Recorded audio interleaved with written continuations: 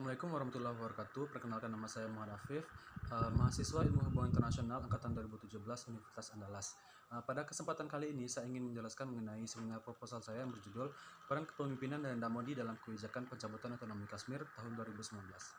Adapun latar belakang dari penelitian ini adalah sebagai berikut. Kashmir merupakan wilayah yang dipersengketakan oleh India dan Pakistan sejak tahun 1947. Sengketa ini telah mengakibatkan konflik yang berlarut dan kerugian bagi kedua belah pihak maupun rakyat Kashmir sendiri. Setidaknya telah terjadi 90.000 pembunuhan di wilayah tersebut dan menjadikan Kashmir sebagai wilayah paling berbahaya di dunia. Setelah Perang tahun 1971, melalui Perjanjian Simla, disepakatilah Line of Control, di mana India menguasai bagian timur dan selatan Kashmir, sedangkan Pakistan menguasai bagian utara dan barat Kashmir. Kashmir yang dikuasai oleh India diberi otonomi khusus melalui pasal atau artikel 370 pada tahun 1950. Kashmir berhak membuat hukum sendiri kecuali mengenai pertahanan, komunikasi, dan luar negeri. Pada 16 April 2014, Bharatiya Janata Party dan Narendra Modi memenangkan pemilu India.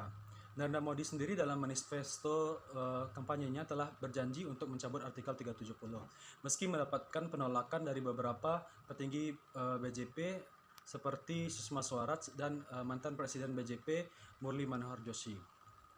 Narendra Modi juga dicirikan sebagai pemimpin otoriter, di mana dia melakukan pemusatan pengambilan keputusan luar negeri oleh dirinya sendiri, yang dikenal sebagai dengan istilah Modi Doctrine. Masuk di dalamnya mengenai dimensi militer, geopolitik, dan keamanan.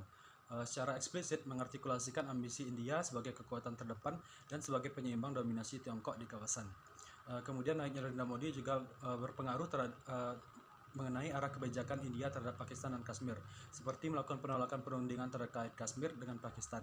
Kemudian Modi juga memiliki visi yang berbeda dan memutar balik arah perilaku India yang sebelumnya cenderung akomodatif menjadi lebih agresif dan mengedepankan penggunaan kekuatan militer dalam merespon musuh. 5 Agustus 2019, Narendra Modi membuktikan janji kampanyenya di mana India resmi mencabut artikel 370 dari konstitusinya. Pernyataan Narendra Modi pasca pencabutan yaitu A New Era Has Begun nyatanya hanya memperparah keadaan Kashmir dengan pemberlakuan jam malam, pembatasan internet dan telekomunikasi yang menyebabkan kerugian ekonomi lebih dari 2,4 miliar US dollar. Dalam kebijakan tersebut, Modi dianggap merusak visi Jawaharlal Nehru untuk membentuk India yang sekuler multi-etnis, dan Modi hanya mengedepankan egonya. Kemudian, tindakan tersebut juga berbeda dengan pandangan mantan Perdana Menteri dan petinggi BJP yaitu Atal Bihari Vajpayee dalam melihat Kashmir dengan prinsip insaniyat atau kemanusiaan, jamhuriyat atau demokrasi, dan Kashmiriyat atau nilai-nilai Kashmir. Kemudian kebijakan tersebut juga bersifat inkonstitusional, di mana tidak mendapat dukungan dari rakyat Kashmir maupun rekomendasi konstitusi Jammu dan Kashmir. Kemudian kebijakan tersebut juga dapat memicu permasalahan keamanan di kawasan baik dengan Pakistan maupun Tiongkok. Kebijakan tersebut juga menunjukkan posisi ekstrim Narendra Modi terhadap Kashmir. Urusan masalah pada penelitian ini adalah Kashmir merupakan wilayah yang masih dipersengketakan oleh India dan Pakistan hingga saat ini. Wilayah Kashmir yang dikelola oleh India telah diberi otonomi khusus sejak tahun 1950. Namun, naiknya Perdana Menteri baru India yaitu Narendra Modi telah membawa babak baru dalam permasalahan Kashmir. Narendra Modi hadir sebagai seorang pemimpin dengan visi yang lebih keras dan posisi yang ekstrim terhadap Kashmir. Narendra Modi juga dicirikan sebagai pemimpin yang otoriter atau authoritarian leader. Pendekatan ini berbeda dengan dua Perdana Menteri India sebelumnya yang lebih mau melakukan negosiasi terkait Kashmir dengan Pakistan. Pandangan berbeda juga dilihat dari kebijakan pencabutan otonomi Kashmir tahun 2019 yang membawa dilema baru baik bagi rakyat Kashmir, keamanan kawasan, serta citra India dalam memberikan otonomi sebagai negara sekuler. Kepemimpinan Narendra Modi yang mengambil sikap berbeda ini mengindikasikan kuatnya peran seorang Narendra Modi sebagai Perdana Menteri menjadi menarik untuk diteliti. Berdasarkan rumusan masalah yang telah penulis jelaskan sebelumnya, pertanyaan penelitian yang ingin dijawab adalah bagaimana peran kepemimpinan Narendra Modi dalam kebijakan pencabutan otonomi Kashmir. Sedangkan tujuan penelitian ini adalah untuk mendeskripsikan peran kepemimpinan Narendra Modi dalam kebijakan India mengenai pencabutan otonomi Kashmir. Adapun manfaat penelitiannya adalah sebagai berikut. Untuk memahami isu lebih dalam, penulis menggunakan beberapa studi pustaka yang juga berkontribusi dalam penelitian ini. Tulisan pertama menjelaskan mengenai konflik Kashmir yang dicirikan sebagai konflik beku atau frozen conflict, di mana tidak adanya perdamaian yang stabil antara kedua belah pihak yang bertikai. Tulisan kedua menjelaskan bagaimana peran faktor idiosinkratik Narendra Modi seperti sikap tegasnya dan ideologi nasionalisnya dunia dalam menentang kerjasama CPEC antara Tiongkok dan Pakistan yang akan melintasi wilayah Kashmir, meskipun wilayah Kashmir tersebut adalah yang diadministrasi oleh Pakistan. Tulisan ketiga menjelaskan bagaimana kebijakan Narendra Modi terhadap Kashmir yang bertentangan dengan pemerintahan Kongres sebelumnya, yang mana kebijakan yang kaku tersebut juga dapat menempatkan seluruh kawasan dalam bahaya. Kemudian tulisan keempat menjelaskan bagaimana pembangunan terhadap Kashmir di bawah pemerintahan Narendra Modi juga mengabaikan pendekatan politik. Sikap keras India di bawah Narendra Modi juga memunculkan protes yang masif yang dicirikan sebagai intifada ketiga. Dan kelima menjelaskan upaya yang dilakukan oleh pemerintahan Narendra Modi dalam mengubah demografis yang ada di Kashmir dengan memindahkan 200 hingga 300 ribu pandit Hindu pada tahun 2015 untuk membentuk daerah pemilihan Hindu dan mengikis artikel 370 atas otonomi Kashmir. Adapun kerangka konseptual yang penulis gunakan yaitu yang pertama, kebijakan luar negeri. Jack Cipriano dan Roy Alton menjelaskan kebijakan luar negeri merupakan strategi yang disusun oleh suatu negara melalui membuat kebijakan berdasarkan kepentingan nasional negaranya yang ditujukan atau dioperasikan dalam dinamika politik internasional untuk menghadapi entitas politik lain. Kemudian Holsti juga menjelaskan bahwa kebijakan luar negeri termasuk ide-ide yang direncanakan oleh pembuat kebijakan secara berurutan untuk memecahkan masalah atau mempertahankan beberapa perubahan pada lingkungan, yang mana dapat berupa kebijakan, tingkah laku, atau tindakan negara lain. Adapun sumber atau input yang digunakan dalam penelitian ini adalah sumber idiosinkratik atau sumber mikro ataupun individu.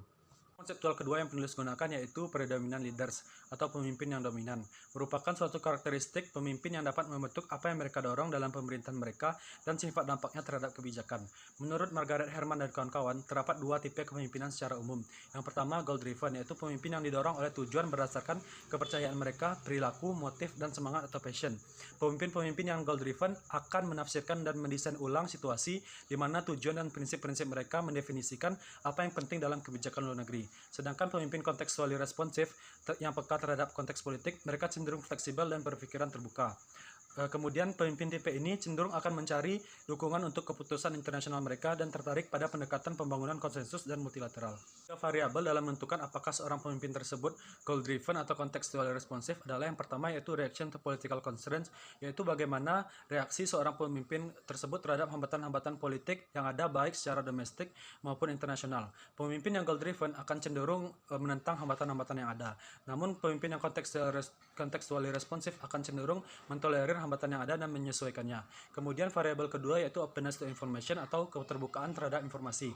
Pemimpin yang goal driven akan cenderung tertutup terhadap informasi yang ada dan menyesuaikan dengan frame yang telah mereka bentuk. Kemudian pemimpin yang contextually responsive akan cenderung mencari informasi seluas-luasnya dan terbuka terhadap informasi yang ada. Kemudian yaitu motivation for action, bagaimana motivasi seorang pemimpin tersebut terhadap tindakan mereka. Yang pertama, mereka yang berfokus terhadap masalah atau sebab tertentu, ideologi, dan seperangkat kepentingan spesifik. Mereka tahu apa yang harus mereka lakukan kemudian melakukannya. Yang kedua yaitu pemimpin yang berfokus terhadap relasi atau hubungan. Mereka akan lebih mementingkan hubungan-hubungan dengan pihak lain. Berikut merupakan gaya kepemimpinan hasil analisis dari 3 variabel yang telah dijelaskan sebelumnya. Jenis penelitiannya itu kualitatif dengan pendekatan deskriptif analitis. Teknik pengumpulan data yaitu studi atau penelitian kepustakaan. Adapun batasan penelitiannya dari tahun 2014 sampai 2019. Tahun 2014 di mana Narendra Modi awal menjabat sebagai Perdana Menteri India. Kemudian tahun 2019 yaitu resminya dicabut otonomi Kashmir melalui penghapusan artikel 370. Adapun unit analisisnya yaitu kepemimpinan Narendra Modi dan unit eksplanasinya yaitu status Kashmir. Tingkat analisis dalam penelitian ini yaitu individu. Teknik analisis data yang digunakan yaitu teknik analisis sisi kualitatif dengan tahapan analisis data sebagai berikut. Yang pertama yaitu designing and analysis menggunakan text-driven content analysis, di mana peneliti akan memanfaatkan kekayaan sumber data berupa teks seperti surat pribadi, wawancara aktor dengan pihak lain, buku diari autobiografi, publikasi, teks pidato, dan lain-lain. Yang kedua yaitu writing a research proposal, penulis akan menulis sebuah proposal penelitian. Dan yang ketiga itu applying the research design, yaitu mengaplikasikan desain penelitian text driven content analysis dengan 3 variabel yang dijelaskan Margaret Herman sebelumnya. Empat yaitu narrating the results, yaitu penulis akan menarasikan hasil penelitian yang telah didapatkan. Adapun sistematika penulisan dalam penelitian ini adalah sebagai berikut. Bab 1 yaitu pendahuluan, bab 2 sejarah dan dinamika konflik Kashmir serta arti penting otonomi khusus bagi Kashmir, bab 3 kebijakan India terhadap Kashmir sebelum pemerintahan Narendra Modi dan profil Narendra Modi, bab 4 peran kepemimpinan Narendra Modi dalam kebijakan pencabutan otonomi Kashmir tahun 2019, dan bab kelima kesimpulan dan saran terhadap penelitian yang dilakukan. Cukup sekian dari saya, terima kasih. Wassalamualaikum warahmatullahi wabarakatuh.